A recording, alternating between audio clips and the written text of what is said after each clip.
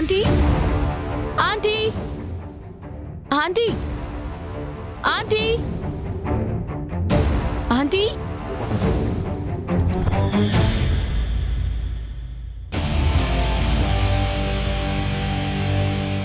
ఏమైంది ప్రీతి? అభి ఎలా ఉన్నాడు? He's out of danger aunty. మరి ఇంకెందుకు నవ్యాన్ని అరెస్ట్ చేయించారు? తనను విడిపించండి. ఆ విషయం మాట్లాడడానికి పోలీస్ స్టేషన్ కి వెళ్ళాను అంకుల్. అప్పుడే షాకింగ్ న్యూస్ తెలిసింది. నవ్యని పోలీస్ స్టేషన్ లో మీట్ అవ్వడానికి సరసు వచ్చిందాంటీ.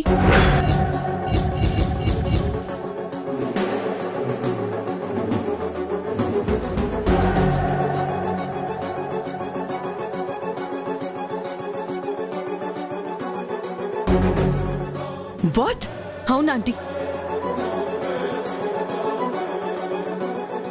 నువ్వు తనను చూసావా ప్రీతి? లేదాంటీ, మిస్ అయింది.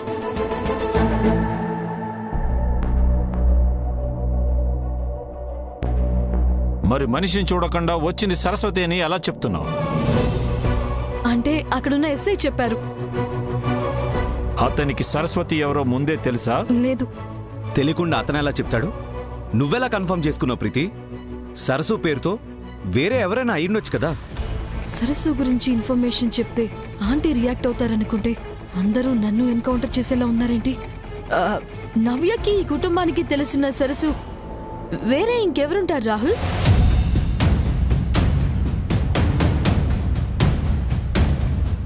సరస్సు ఇంటెన్షనల్ గా మీ ఫ్యామిలీ విషయంలో చాలా ఇన్వాల్వ్ అవుతుంది అనిపిస్తోంది.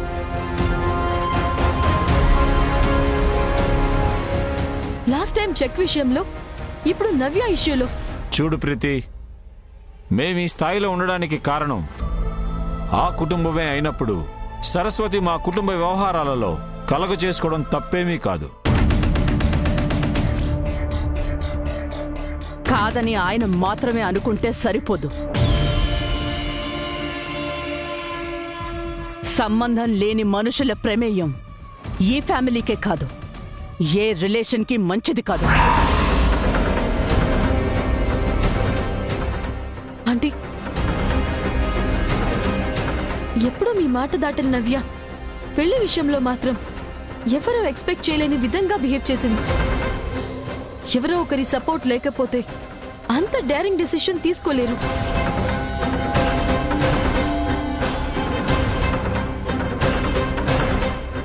నాకెందుకో నవ్య చక్రి పెళ్లి విషయంలో కూడా సరసు ఇన్వాల్వ్ అయిందేమో అనిపిస్తోంది.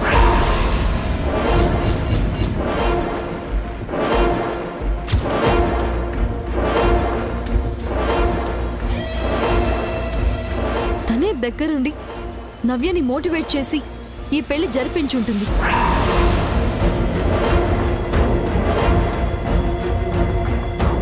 అంటే ఆ అమ్మాయి మనకి తెలియకుండా మన చుట్టే ఉంటుందా? యా ఆంటీ, ఛాన్స్ ఉంది. ప్రీతి, సరసు ఎవరో ఇప్పటి వరకు మాకే తెలీదు. అలాంటిది నవ్య పెళ్లి మ్యాటర్లో ఎలా ఇన్వాల్వ్ అవుతుంది? అసలు ఎందుకు హెల్ప్ చేస్తుంది? మీకు తను తెలియకపోయినా తనకి మీరంతా తెలుసుండొచ్చు కదా. ప్రీతి, సరసు అన్న పేరు తెలిసిందని మనిషిని ఊహించుకోవడం, తనే మొత్తం నడిపించింది అనడం సబబు కాదు. మీ అన్నయ్య క్షేమంగానే ఉన్నాడు కాబట్టి ముందు తనని విడిపించు. మిగిలిన విషయాలు తర్వాత ఆలోచిద్దాం. ముందు ఆ అమ్మాయి విషయం తేలాలి, ఆ తర్వాతే ఏదైనా.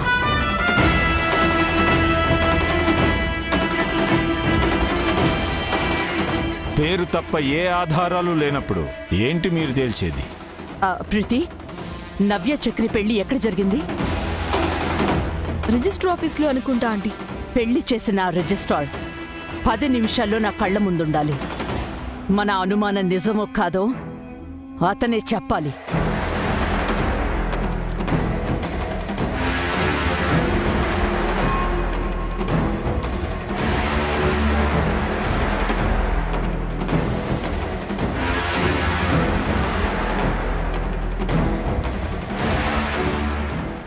మ్యామ్, నేను వెళ్ళి ఆ రిజిస్టర్ తీసుకొని వస్తాను.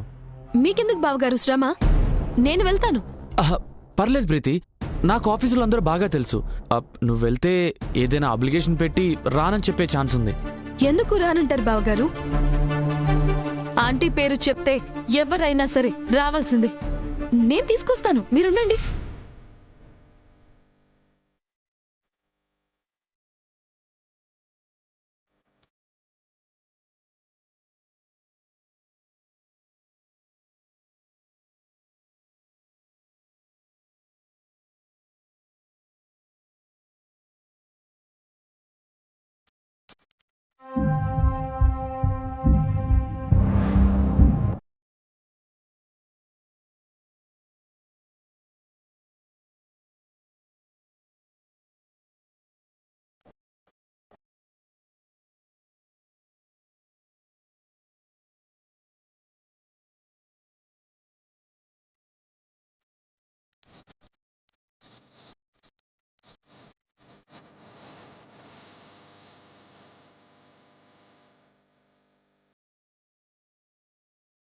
Aunty, register.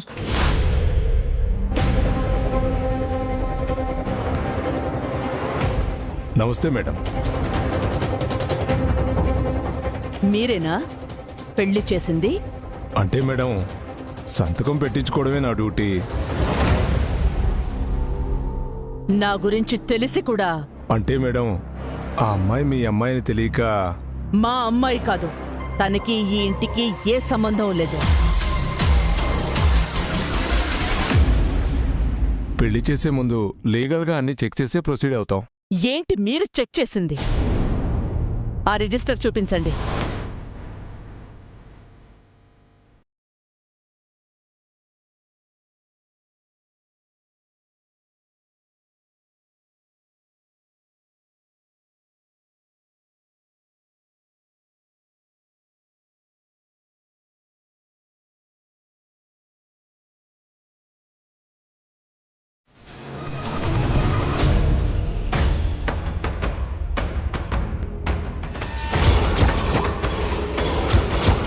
సరస్వతి,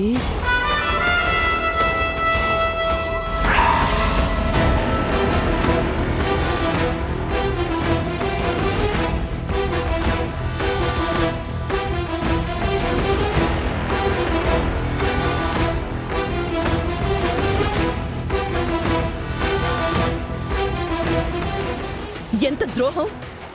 ఎందుకు నా మీద, నా కుటుంబం మీద ఇంత పగ పెంచుకుంది?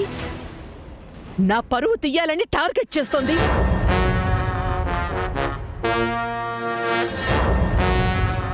ఆ అమ్మాయి ఎవరని చెప్పింది? మీ అమ్మాయి.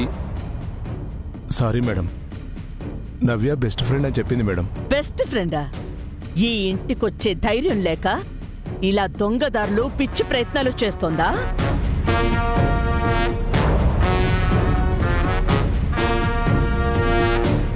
ప్రీతి, ఆ మనిషే కాదన్న వాళ్ళని ఈ సంతకం చూడమను. కనీసం అప్పుడైనా నమ్మకం కలుగుతుందేమో.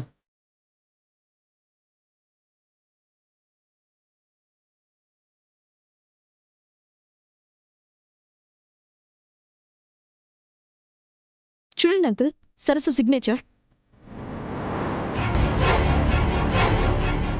అవును, ఈ సంతకం సరస్వతిదే.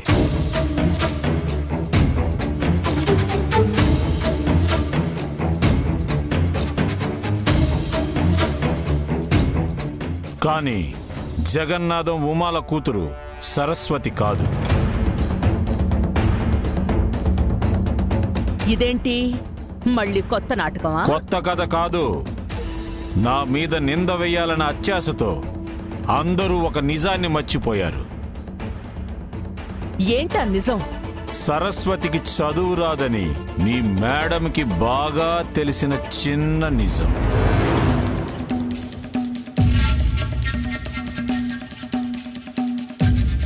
ఆ రోజు మా నాన్న వచ్చినప్పుడు 1కి 10 సార్లు మీ మేడం గొంతు చించుకొని అరిచిన విషయం మీ మేడం మర్చిపోయిందేమో.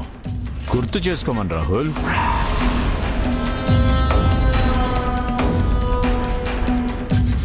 కరెక్టే మేడం, సరస్సుకి చదువు రాదు కదా, మరి తన ఎలా సంతకం పెడుతుంది?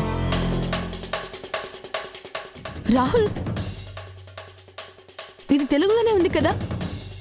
లెటర్స్ వచ్చేంత వరకు చదువుకుందేమో, ఎందుకైనా పనికొస్తుందని సిగ్నేచర్ ఒకటి నేర్చుకుందేమో. ప్రీతి, ఏది పక్కాగా తెలియనప్పుడు నువ్వెలా కన్ఫర్మ్ చేసుకుంటావు? నువ్వు చెప్పేది అపోహ, డాడీ చెప్పేది నిజం. రెండిటికి తేడా ఉంది కదా.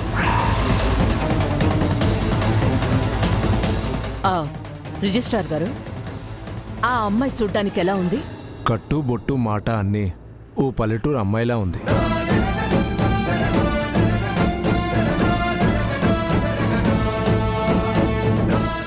ఇప్పుడు మాట్లాడమనండి. సాక్షి సంతకం పెట్టడానికి పల్లెటూరు నుంచొచ్చే నవ్య ఫ్రెండ్ ఎవరుంటారు? మన పరువు తీసే ఆ మనిషి తప్ప.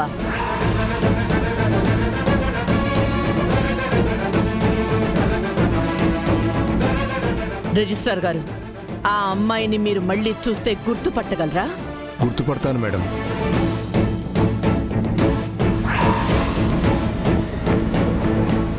హలో, మిమ్మల్ని మాట్లాడండి.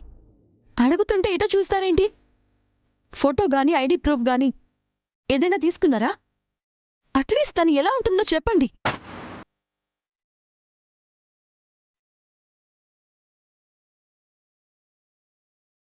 ఎందుకు టెన్షన్ పడుతున్నారు?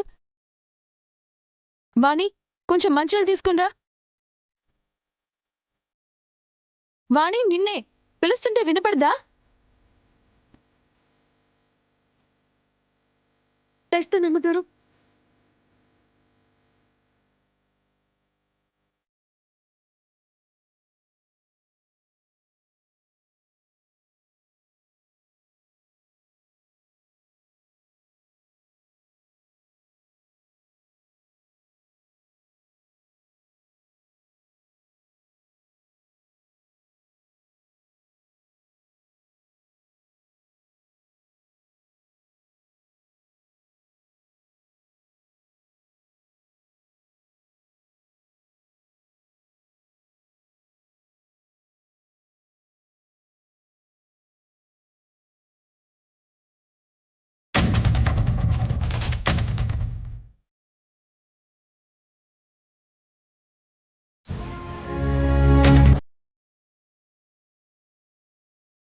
ఆ అమ్మాయే.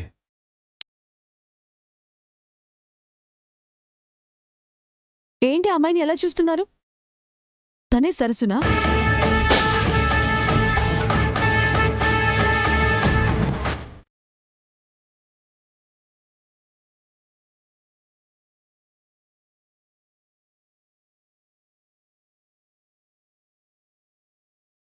మీ ఎక్స్ప్రెషన్స్ చూస్తుంటే ఈ అమ్మాయి సరసు అనిపిస్తోంది. అవునా?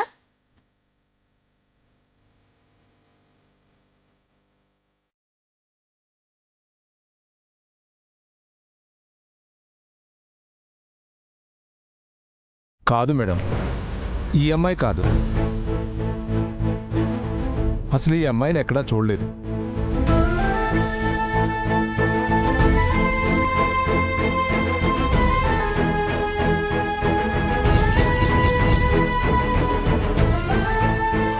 సరస్సు గురించి ఎవరికి ఏ డీటెయిల్స్ చెప్పకండి.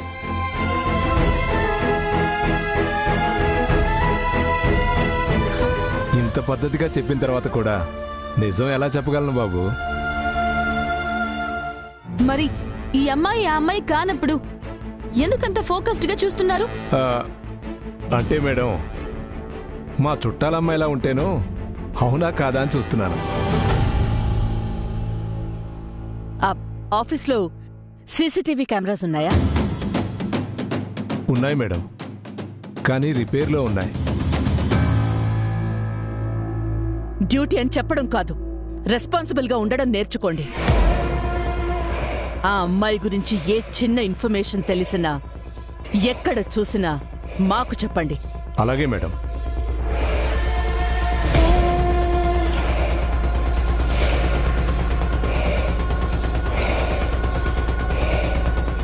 నేను నిర్ణయించిన వాడితో కాకుండా ఈ ఇంటి పనివాడితో నవ్య పెళ్లి చెయ్యిస్తుందా? నా స్టేటస్ని స్పాయిల్ చేయడానికి సాక్షి సంతకం పెడుతుందా? ఎంత పొగరు దానికి! అడగకుండా డబ్బిచ్చినందుకు అధికారం చెలాయించాలని చూస్తోందా, లేక ఎప్పుడో వాళ్ళ తల్లిదండ్రులు చేసిన సహాయానికి ఇప్పుడు ప్రతీకారం తీర్చుకుంటోందా? ప్రతి సాయం ఆశించని రక్తం అది. మమకారం తప్ప ఏ పాపం తెలియని మనసులు వాళ్ళవి. చాలు! ఈ విషయం గురించి ఇంతకు మించి ఎవ్వరూ కూడా ఒక్క మాట మాట్లాడడానికి వీల్లేదు.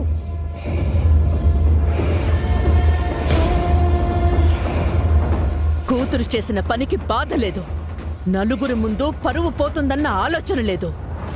మొదటి నుండి ఆ పెళ్లిని సపోర్ట్ చేస్తూనే ఉన్నారు. అందుకే ఇప్పుడు కూడా ఆ అమ్మాయినంటున్న ప్రతి మాటకి అడ్డుపడుతున్నారు.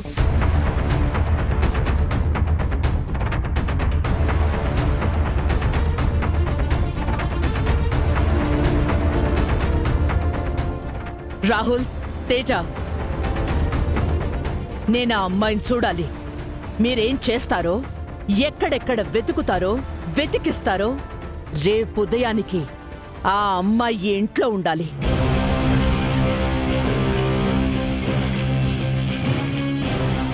ఇది నా ఆర్డర్ మాత్రమే కాదు, వార్నింగ్ కూడా. పోలీస్ స్టేషన్కి వచ్చి నవ్యని మీట్ అయిందంటే కన్ఫర్మ్ గా సిటీలోనే ఉంటుందనుకుంటా. ఎక్కడున్నా సరే రేపు నా కళ్ళ ముందు ఉండాలి. Sure ma'am, I'll find out. తనిచ్చిన డబ్బుని వడ్డీతో సహా రేపు సిద్ధం చేస్తా. దాన్ని మొహాన విసిరి కొడతా. రాహుల్, తేజ, మీరు ఫెయిల్ అయినా, ఆ అమ్మాయి మిస్ అయినా జరిగే పరిణామాలు చాలా భయంకరంగా ఉంటాయి. So mind it.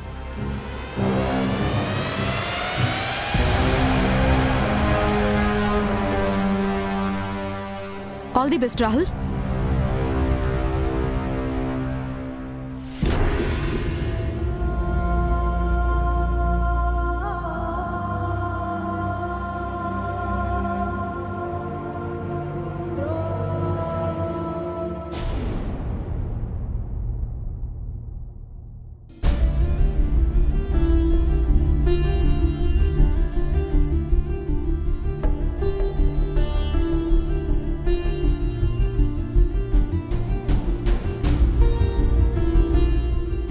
ఏంట్రా ఇది? అసలు ఏం జరుగుతుంది? ఈ ఇంటి మనిషి దోషిగా పోలీస్ స్టేషన్లో ఉంది. సాక్షి సంతకం చేసిన సరస్సు ఇంకా శత్రుత్వం పెంచుకుంటూనే ఉంది. చేసిన సాయం తెలియని పాపం అవడం ఇంకెన్నాళ్ళరా? రాహుల్ రిజిస్టర్ని మేనేజ్ చేశాడు కాబట్టి సరిపోయింది డాడ్. లేదంటే ప్రాబ్లం ఇంకా కాంప్లికేట్ అయ్యేది. అన్నయ్య, జరిగిన దాని గురించి కాదన్నయ్య.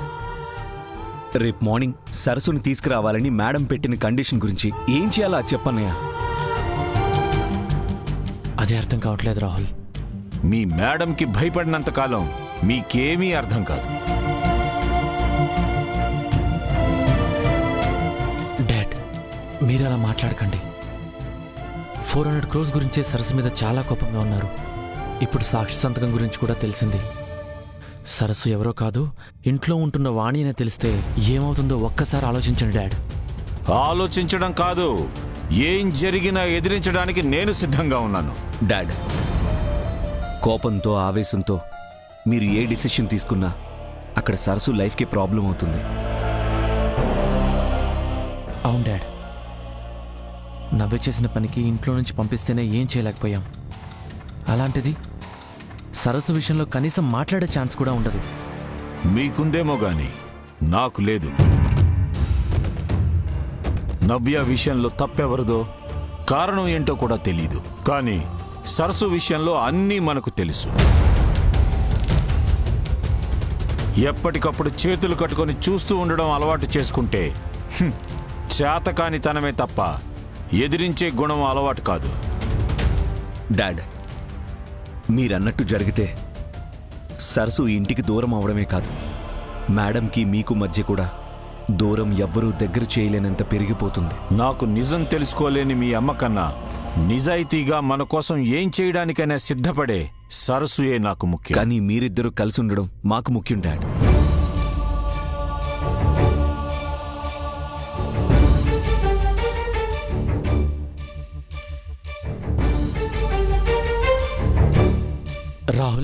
సరస్సుకు బదులు వేరే అమ్మాయిని తీసుకొచ్చి పెడితే? ఆ, కరెక్టే అన్నయ్య, కానీ వచ్చిన అమ్మాయి అబద్ధం అని తెలిస్తే మేడం రియాక్షన్ ఎలా ఉంటుందో తెలుసు కదా. మోరోవర్ మనం చీట్ చేయాలని చూసినందుకు మన గెత్త ఏమవుతుందో ఆలోచించు. మరేం చేద్దాంరా? నేనే సరస్సునని అమ్మగారి దగ్గర ఒప్పుకుంటాను బాబు.